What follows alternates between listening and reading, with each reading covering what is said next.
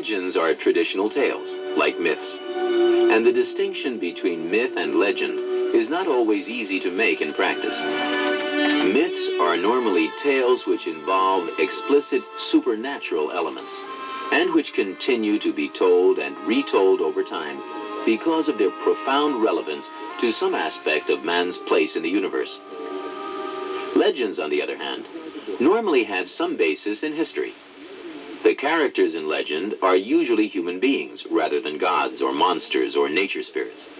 And legends are often connected with the heroes of a particular region or city.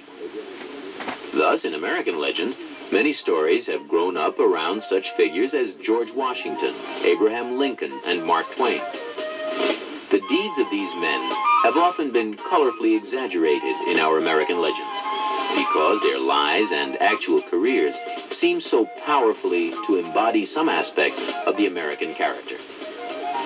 Just as we like to recall the beginnings of our nation, the Civil War, and the frontier spirit by embellishing history, by converting it into legend, so the Greeks and Romans of classical times preserved tales of great wars, heroic adventures, and the founding of cities to fulfill a similar psychological need. But the Greeks and Romans also had their myths, which were blatantly prehistorical and pre-logical tales. And often they combined aspects of myth and legend in the same stories.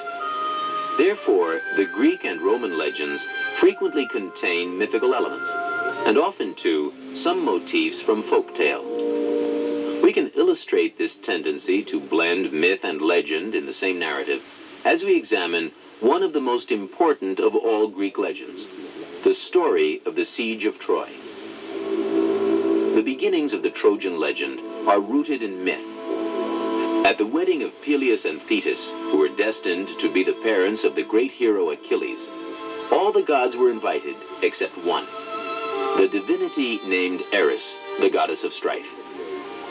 This goddess, one among many in Greek religion who personified emotion, was so outraged by the insult that she came to the door of the banquet hall and cast an apple into the company with the cry that it was for the fairest.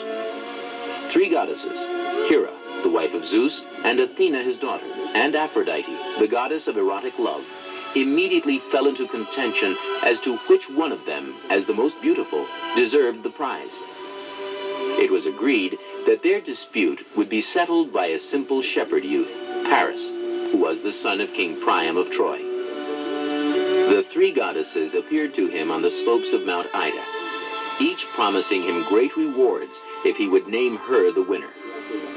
But Paris, although impressed by the offers of Hera and Athena, awarded the victory to Aphrodite, who held out to him the recompense of the most beautiful woman in the world as his wife. That woman was Helen, the wife of King Menelaus of Sparta in Greece. And so Paris journeyed to Menelaus' palace from Troy, and through Aphrodite's help was able to persuade Helen to leave her husband and return with him. The rape of Helen, as it is called, thus has its origins in a plainly mythical tale. But now the saga changes character.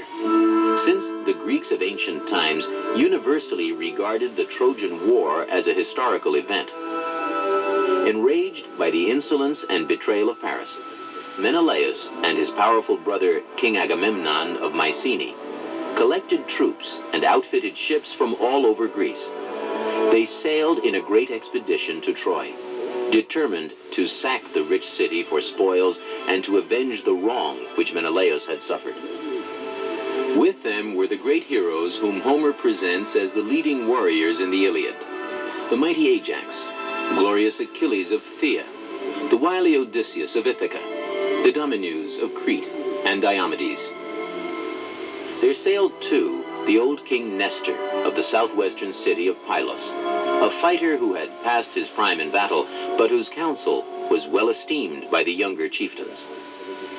The Greek fleet assembled at Aulis, where they were suddenly becalmed.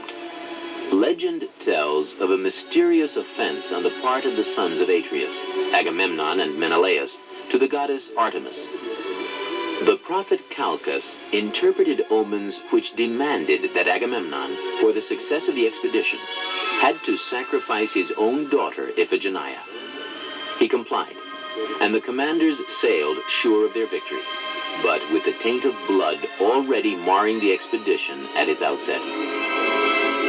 The siege of Troy lasted 10 years. Homer, in the Iliad, selects events from the final year of the expedition and structures his epic around the tragic choice of the hero Achilles. The best fighter among the Greeks, he was dishonored by Agamemnon, the titular leader, in a public quarrel over the spoils of the Greek victory in neighboring towns. Withdrawing from battle, he was stung into fury by the slaughter of his best friend and companion, Patroclus, who met death at the hands of the Trojan leader, Hector. Achilles returned to the fray and avenged the death of Patroclus by killing Hector and ravaging the Trojan defenses. But the choice of Achilles, son of the sea nymph Thetis, at whose wedding the legend begins in highly mythical form, was clear. He could either remain at Troy and win great glory with an early death, or withdraw to Phthia to live out his life in obscurity. Having chosen to remain, he was killed by Paris, who shot an arrow into his heel, the hero's only vulnerable spot. After Achilles' death, the Greeks despair of ever taking the city. But the stratagems of Odysseus finally result in victory. After calling a mock truce, the Greeks pretend to withdraw to an island off the coast. They send a dedicatory offering to the gods, an enormous horse, into the city of the Trojans. Despite the warnings of the priest Laocoon, the Trojans joyfully pull the horse into the city, but are then betrayed by Odysseus and his followers, who had concealed themselves inside the wooden frame. King Priam and his sons are slaughtered, and the city is sacked at last. The various returns of the heroes from Troy to Greece provide an important last chapter to the story. Many of the heroes never returned. Their insolence and pride in victory, and quarrels among them, caused their own destruction.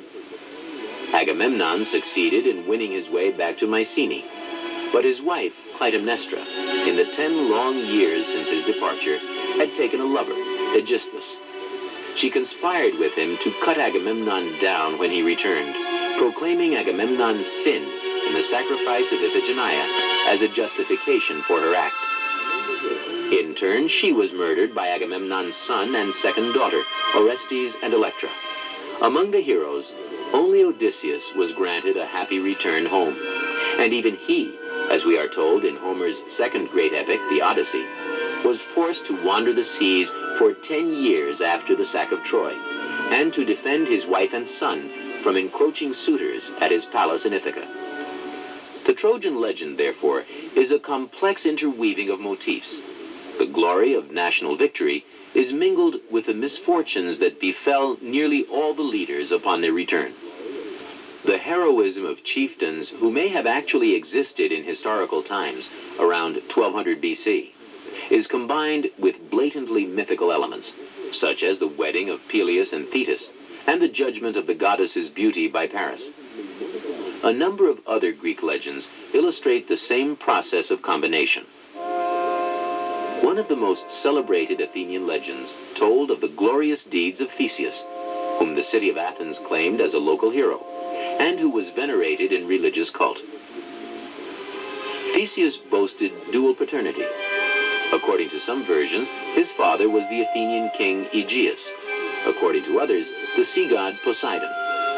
The young hero was sent on a series of adventures, the most famous of which was his exploit in Crete, where he was able to slay the monstrous Minotaur, half man and half bull, and, with the help of the Cretan princess Ariadne, to negotiate his way out of the labyrinth, the maze which King Minos had built to imprison the beast. Thus, Theseus liberated Athens from the loathsome tribute which King Minos had imposed on the Athenians. The human sacrifice, at yearly intervals, of 7 youths and 7 maidens to the jaws of the Minotaur. But on his return from his glorious victory, Theseus forgot to substitute a white sail for the black sail of mourning on his ship, as he had agreed with his father Aegeus, who anxiously awaited the hero's homecoming. Falsely assuming that his son had been killed, the old king threw himself into the sea, hence the name of the Aegean. After his father's death, Theseus was proclaimed king of Athens, and spent many years justly arbitrating disputes and dispensing laws for the citizens. But he was treacherously murdered in the end at the hands of an envious host, who threw him over the cliffs into the sea. The legend of Theseus, which was of particular significance to the city of Athens, exhibits common motifs with the legend of Jason and the Argonauts. The hero Jason was the son of King Aeson, who had been displaced as the ruler of Thessaly, a district of northern Greece, by his evil brother Peleus. When he grew to manhood, Jason demanded his rightful share of the kingdom, and Peleus agreed, on the condition that the youth journey to Asia to capture the Golden Fleece. Jason duly built a ship, named the Argo, and gathered many of the most famous heroes to be his companions in the expedition. Among them were numbered Heracles, Orpheus, and Theseus. When they arrived in Colchis, on the shores of the Black Sea, they were welcomed by King Aeetes, the father of the beautiful enchantress Medea. Jason was aided by Medea in finding the Golden Fleece, and in defeating the dragon which guarded the precious trophy. Medea eloped with Jason in defiance of her father, and further aided him in avenging himself in Greece on his uncle Peleus. But when the two journeyed to Corinth years afterward, Jason fell in love with the princess Creusa and abandoned Medea. In revenge, she killed the children she had borne to Jason and fled to Athens, where, according to some accounts, she married Aegeus, the father of Theseus. The death of Jason is variously related. Some legends claim that he grew weary of life and committed suicide, while others relate that he was killed accidentally when the deck of his glorious ship, the Argo, collapsed and crushed him as he rested in the shade. The leading Greek legends of the Trojan War, of Theseus, and of Jason and the Argonauts were the inspiration for many of the principal works of Greek literature. Authors such as Homer, Aeschylus, Euripides, and Apollonius of Rhodes selected from the legendary events for the composition of epic and tragedy.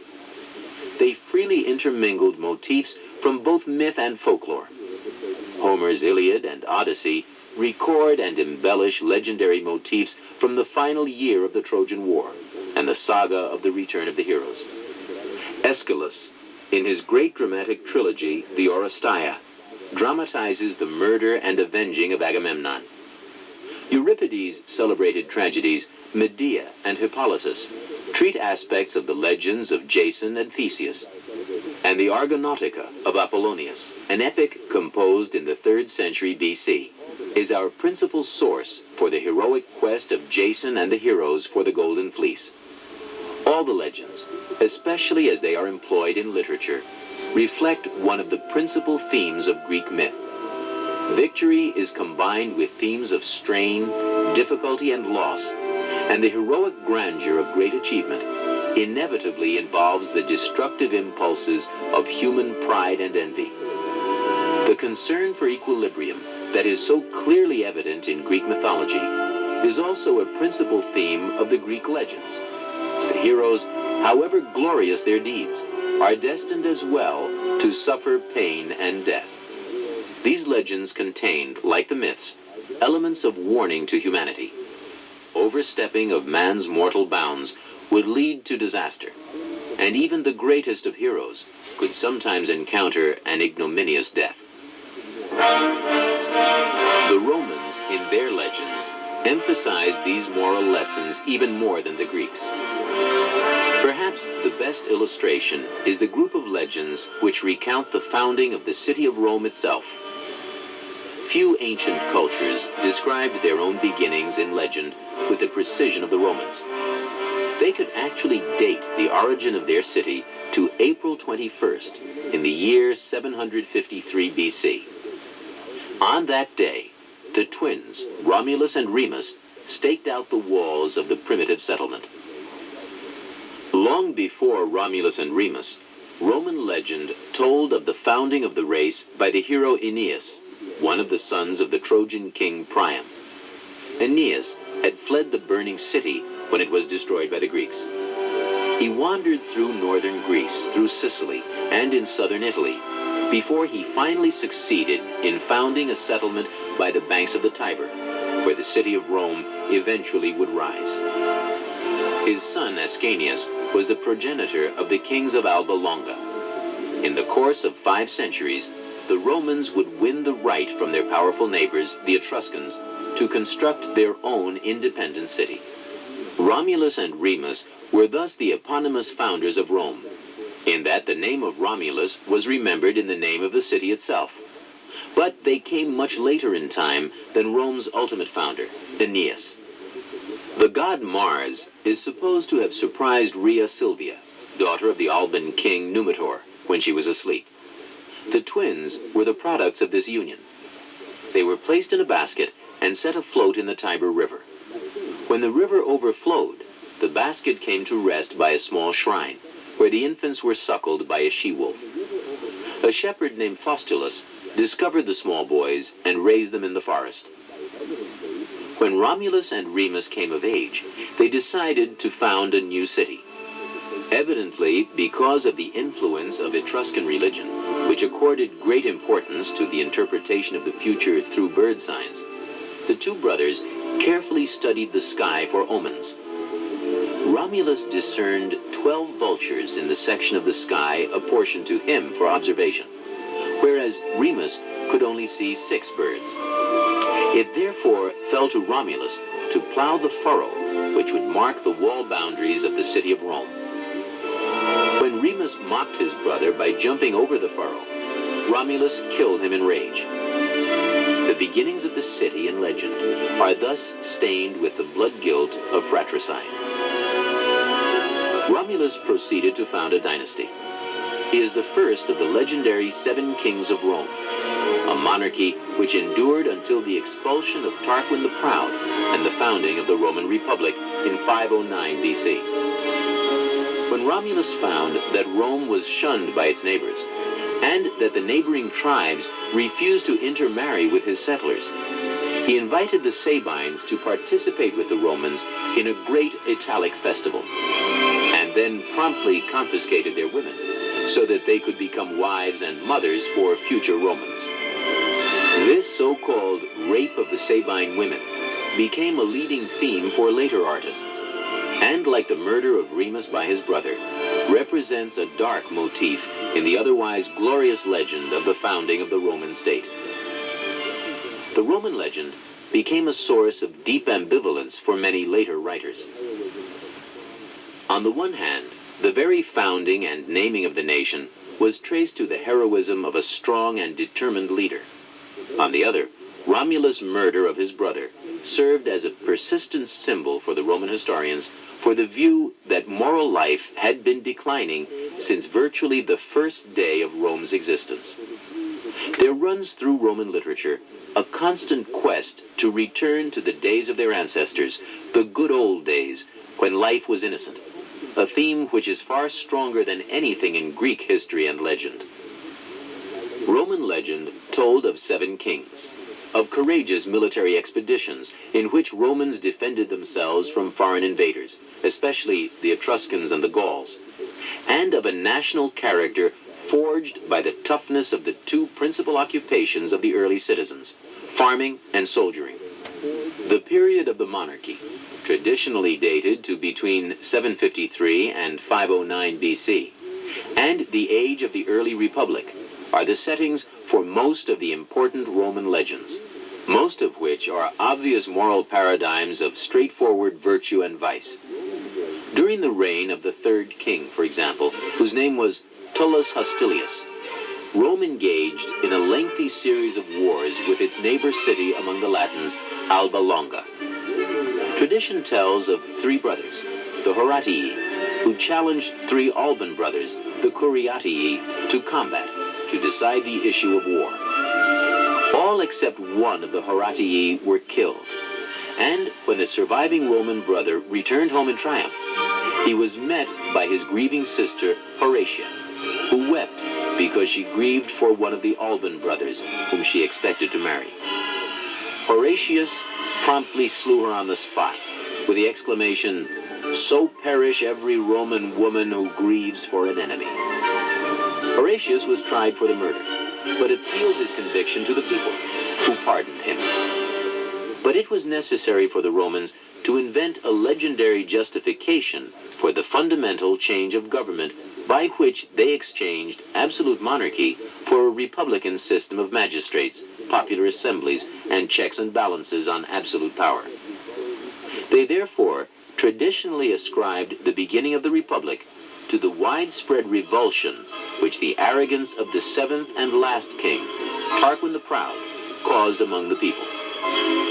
Tarquin's tyranny was reflected in the reckless cruelty of his son, Sextus Tarquinius, who raped the wife of his father's cousin, the respected Lucius Tarquinius Collatinus.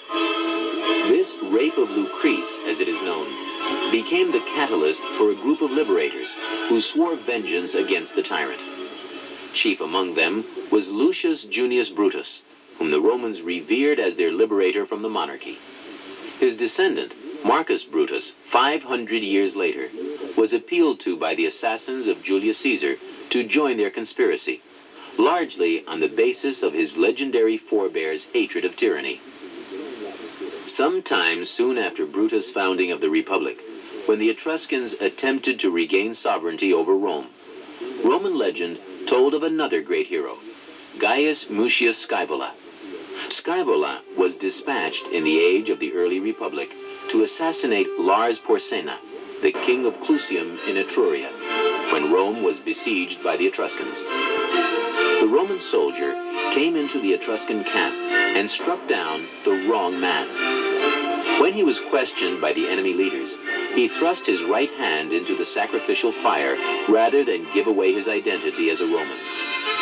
For this act of bravery, the enemy king pardoned his assault and returned his sword. Scaevola, in turn, honorably declared that such generosity should be repaid by Roman friendship rather than enmity. He confessed his mission to Lars Porsena and informed the enemy that Roman soldiers surrounded the camp, bent on ambush. A peace was then concluded, Scaevola having subdued the Etruscans through the example of his courage. The theme of Roman trustworthiness, even under the most dire stress, constantly recurs in the legends of the early Republic. It is a quality summed up in the Latin term fides, which means faith or loyalty. Whether fides was exhibited by sons to fathers, by citizen toward fatherland, or by soldiers to their commanders, loyalty remained one of the most important values in the Roman character for centuries. Scaevola, in the face of torture, was an exemplar of fides. He remained true to his secret mission, but more importantly, he repaid the respect of Lars Porsena by a magnanimous and spontaneously trusting gesture. Two other legends illustrate the theme of fides with special clarity. The first is that of Cincinnatus, the farmer leader whose name is commemorated in the name of the American frontier settlement on the Ohio River, Cincinnati. In the early Republic, Cincinnatus, who seems to have been a renowned soldier and statesman, was summoned out of retirement on his farm to liberate the Romans from a grave threat, the invasions of a neighboring tribe, the Aequi. Despite the Romans' fear of absolute power, Cincinnatus was invested in this time of emergency with the absolute power of a dictatorship. He successfully achieved the Romans' liberation, and then, within 16 days, so the legend has it, resigned his powers and returned to plow his fields on the farm. Such incorruptibility was to prove rare in Roman history, and the Roman legend commemorating the dispassionate heroism of Cincinnatus was all the stronger for the fact that the Romans, in real life, were seldom to be the beneficiaries of a disinterested approach to power. The second legend, which so clearly illustrates the Roman concepts of loyalty and honor in warfare, is the story of Marcus Attilius Regulus. Regulus was a general in the first of the three great wars of the Romans against the Carthaginians in North Africa. These wars were eventually to decide the control of the Mediterranean world. They began in 264 BC and did not end until over a century later, with the Roman destruction of Carthage in 146. In the First Punic War, Regulus was taken prisoner by the general Xanthippus and imprisoned at Carthage. The Carthaginians, recognizing his influential status with the Romans, sent him back to Italy on two conditions: that Regulus would attempt to persuade the Roman Senate to make peace, and that he would return to his captivity in Carthage after his journey. However unlikely these conditions, the Regulus of legend conformed both to Roman patriotism and to individual honor.